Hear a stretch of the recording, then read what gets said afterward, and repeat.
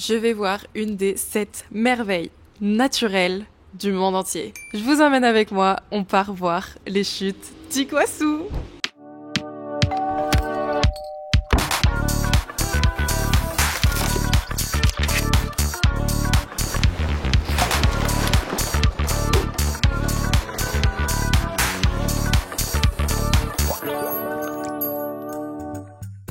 À l'occasion de la venue de mon amoureux, j'ai décidé d'organiser un petit voyage, donc on est parti voir les chutes d'Iguassou. D'ailleurs, si ça t'intéresse, le vlog précédent parle de nos vacances à Rio pendant le carnaval. Iguassou, c'est une merveille naturelle absolument impressionnante. C'est un endroit qui est situé à la frontière de 3 pays, donc le Brésil, l'Argentine et le Paraguay. C'est donc le grand départ pour nous, il est 4h du matin, direction l'aéroport de Sao Paulo, et j'étais super contente à l'idée de quitter la ville. Regardez-moi tous ces immeubles pour finalement arriver dans un endroit beaucoup plus naturel, Foz do Iguaçu. Initialement, on avait prévu un voyage de 48 heures du coup à Iguassou. Parce que dans l'idéal, pour visiter Iguassou, il y a le côté argentin qui est le plus grand et du coup le plus impressionnant, et il y a le côté brésilien. Ce qui est recommandé généralement, c'est de toujours commencer par le côté brésilien, qui est forcément moins impressionnant, et le lendemain de partir sur le côté argentin, du coup avec toutes les marches et toutes les balades qu'il y a.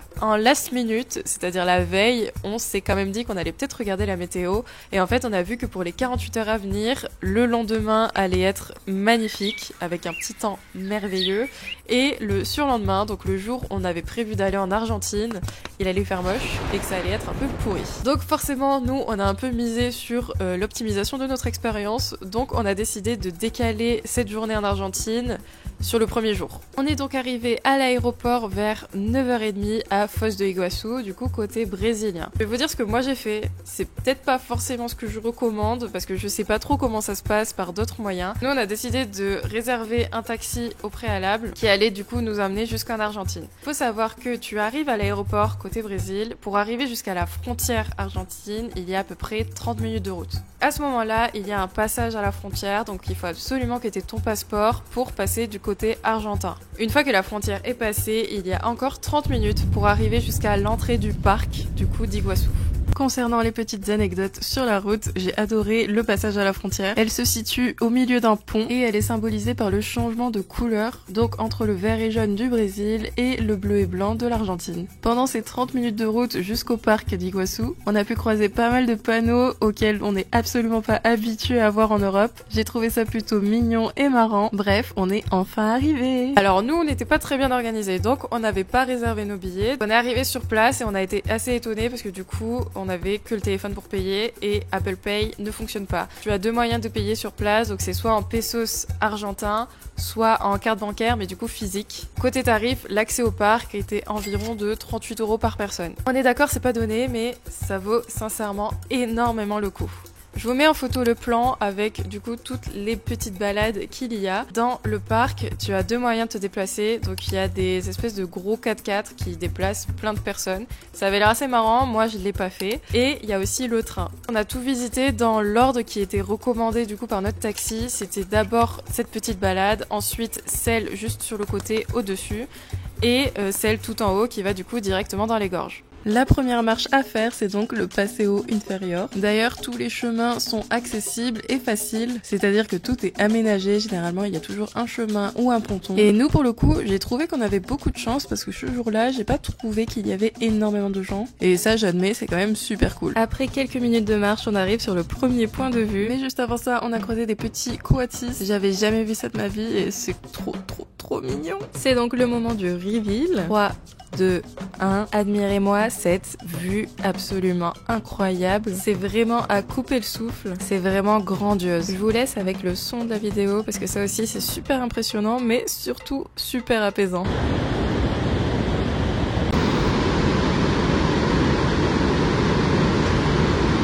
Je dirais qu'on a passé environ 1h30 à 2 heures sur chacune des balades et en visitant ce lieu assez insolite, j'ai appris plein de petites anecdotes. Donc c'est le petit moment de culture générale. Iguaçu signifie grande eau et ce terme provient du guarani, qui vient d'une langue indigène parlée en Amérique du Sud. Iguaçu fait bel et bien partie des 7 merveilles naturelles du monde et vu à quel point c'est impressionnant, finalement c'est vraiment pas étonnant. Il y a aussi énormément de faune et de flore. Les animaux que tu es le plus susceptible de croiser sont donc les singes et les coatis, mais il y a également des jaguars, des tapirs et des caïmans, mais ça malheureusement on n'en a pas vu. En poursuivant un petit peu la marche, on arrive sur 2 cascades. Ce sont les cascades des Deux Sœurs qui sont super belles et vraiment magnifiques, surtout vues d'en bas. Il faut d'ailleurs savoir que dans le parc naturel d'Iguaçu, on compte environ 275 cascades. C'est vraiment énorme. On a pris le temps d'admirer tout ça jusqu'au moment où un petit papillon est venu interrompre ce moment. Il est venu se poser sur mon copain et il ne l'a pas lâché. Donc on a décidé de poursuivre notre petite balade avec lui pendant au moins 15 minutes. Enfin bref, on a pris une petite pause pour manger. On a acheté des sandwichs parce qu'il y a plusieurs restaurants sur place. Mais plutôt déçu, je vais pas vous cacher. Le sandwich de mon copain était excellent, par contre le mien avait un petit goût de passé. Moi je me suis pas régalée, mais la petite fourmi qui est arrivée, elle s'est vraiment régalée. On se balade donc un petit peu direction la gare. Et chose à savoir, c'est que tu dois prendre un ticket sur un petit guichet. Mais pas de panique, c'est gratuit. C'est juste une manière pour eux de mieux organiser le petit train.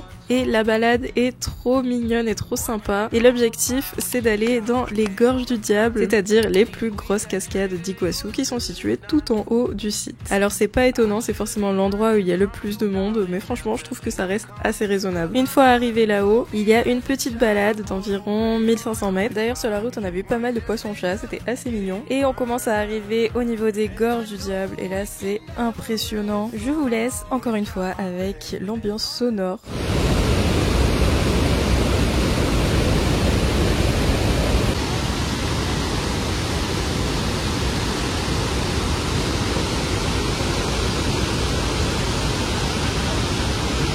Bon voilà, je pense que là vous voyez bien à quel point les gorges du diable c'est quelque chose de complètement fou. Et pour que vous ayez un petit peu une notion de la grandeur du site, les gorges du diable font en tout 80 mètres de haut sur la cascade la plus haute, mais surtout la forme du fer à cheval fait environ 150 mètres de large, ce qui est immense. On s'est aussi intéressé au débit d'eau qui était écoulé chaque seconde, parce que quand je vous dis que c'est impressionnant, c'est hyper impressionnant. Mais quand tu sais qu'il y a plus de 6000 tonnes d'eau chaque seconde qui coule dans ces cascades, c'est encore plus impressionnant.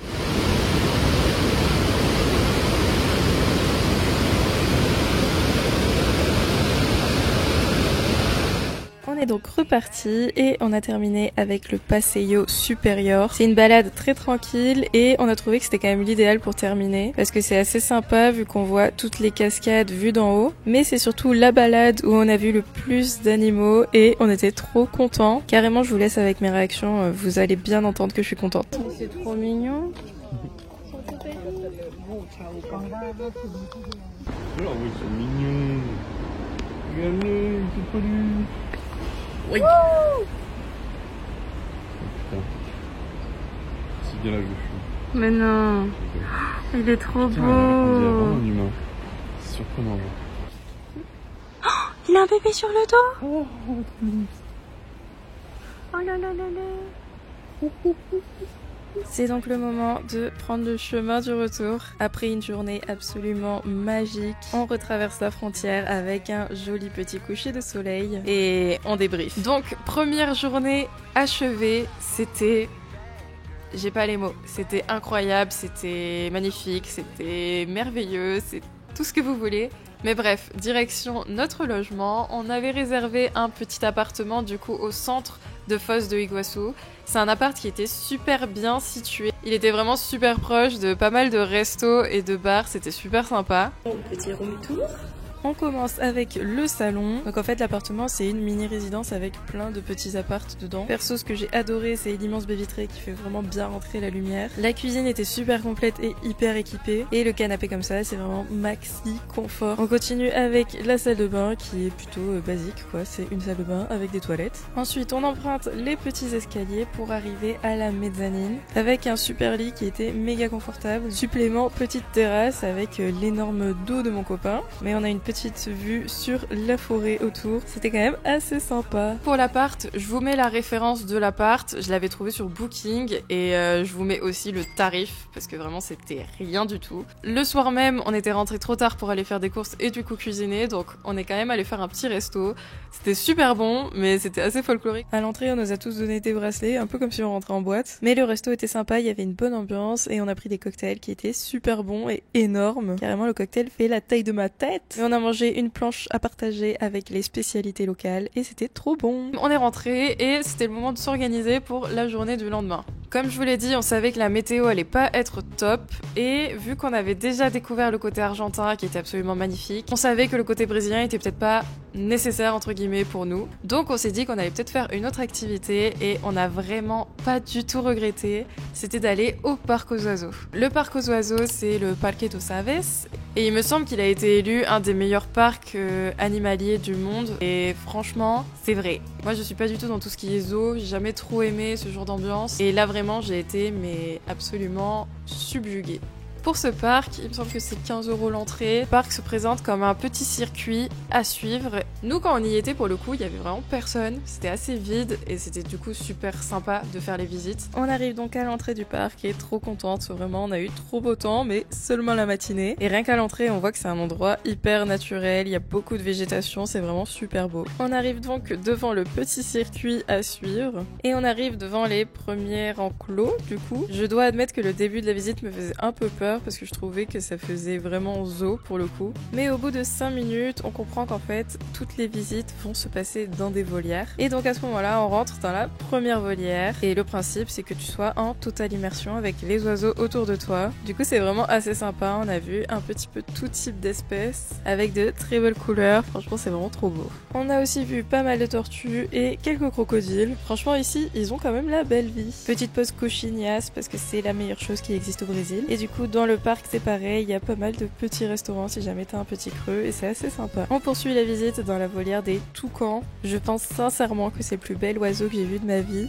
C'est vraiment magnifique, les couleurs sont hyper impressionnantes, mais surtout son grand bec paraît un peu irréel, on dirait vraiment du plastique.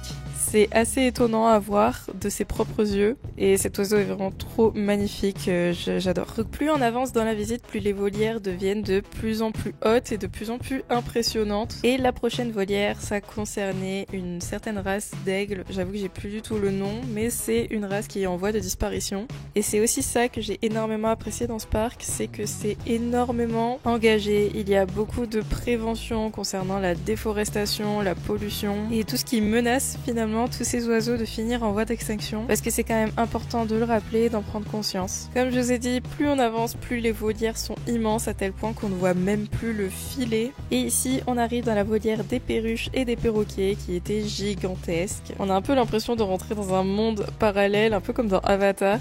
Et là, on prend plein de couleurs, plein les yeux, c'est trop joli. On voit forcément tous ces jolis petits oiseaux, mais surtout, on entend leur bruit et ça aussi, c'est hyper apaisant.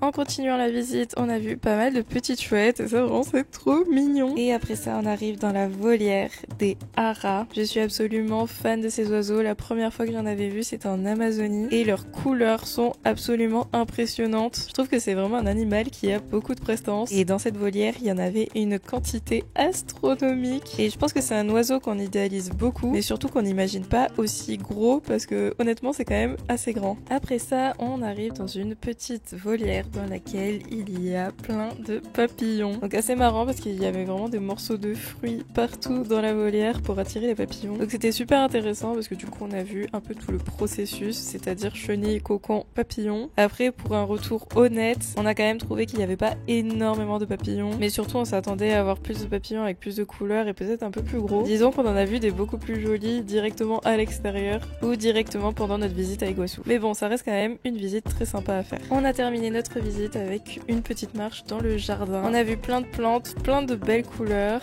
mais c'était déjà le moment de repartir et vraiment bon timing parce que le ciel commençait déjà à se couvrir et dans le Uber on s'est pris un énorme déluge. Donc on a quand même eu de la chance d'avoir beau temps pendant toute la visite. Le bilan de ce parc pour moi c'est clairement sans hésitation le plus beau parc que j'ai visité. En plus, je m'étais un petit peu renseignée du coup sur la condition animale, etc. avant d'y aller. Et là, je crois qu'il y a vraiment rien du tout à signaler. Tous les animaux sont super bien traités. Mais surtout, je sais que c'est un parc un peu associatif, entre guillemets, qui du coup recueille pas mal d'espèces qui sont en voie d'extinction ou qui étaient blessées et ont besoin d'être soignées. Et on sent que l'objectif de ce parc, pour toi en tant que visiteur, ce soit vraiment que tu sois en harmonie dans la nature avec les animaux et avec la végétation. Enfin bref, moi j'ai adoré, mais surkiffé ce parc, mon chéri aussi, et franchement ça vaut vraiment le détour. C'est donc déjà le moment de repartir de cet endroit super beau et super naturel pour retourner à la ville, donc retour à Sao Paulo. Je vous partage juste le petit Airbnb que j'avais réservé pour la fin de nos vacances, parce que je le trouvais quand même super sympa, et je trouve qu'il était vraiment dans l'esprit de Sao Paulo. C'était donc un petit studio situé en plein centre. Bon désolé, visiblement je suis pas très douée avec la caméra, mais en gros c'est une suite avec une petite cuisine, un grand lit, mais surtout une vue imprenable sur tous les buildings de Sao Paulo, et supplément petite baignoire balnéo juste pour le kiff. On avait aussi l'option home cinéma, c'est-à-dire écran dépliable et projecteur vidéo, et ça c'était vraiment cool parce que l'objectif de ces 2-3 derniers jours à Sao Paulo c'était vraiment de se reposer. On a fait 2 semaines non-stop, c'était assez intense, donc le maître mot de la fin de ces vacances avec mon chéri c'était de se reposer. Je vous mets la ref du Airbnb, c'était 100 € par nuit et honnêtement je le recommande vraiment. Mais je pense que je vais garder un peu toute la partie découverte de Sao Paulo de manière générale dans ma prochaine vidéo dans laquelle je vous parlerai du coup de commencement de mes études parce que ça y est, j'ai commencé à travailler dans mon université. Aussi un peu toute la découverte du coup, les recherches d'appartements, les rencontres qu'on a fait, les soirées qu'on a fait, les visites qu'on a fait dans Sao Paulo. Même si mon chéri est rentré et qui va énormément me manquer, moi il me reste encore 3 mois à profiter à temps plein du Brésil, donc je compte bien en faire bon usage. Donc n'hésite pas à t'abonner pour suivre toutes les aventures. Tu peux aussi me suivre directement sur Instagram ou sur TikTok. Merci d'avoir regardé cette vidéo au complet. N'hésitez pas si vous avez des questions. Il y a des choses que j'ai pas évoquées sur cette vidéo et qui vous intéressent. Dites-moi en commentaire et j'y répondrai avec plaisir. Et voilà tout. Et sur ce, je vous fais de gros bisous.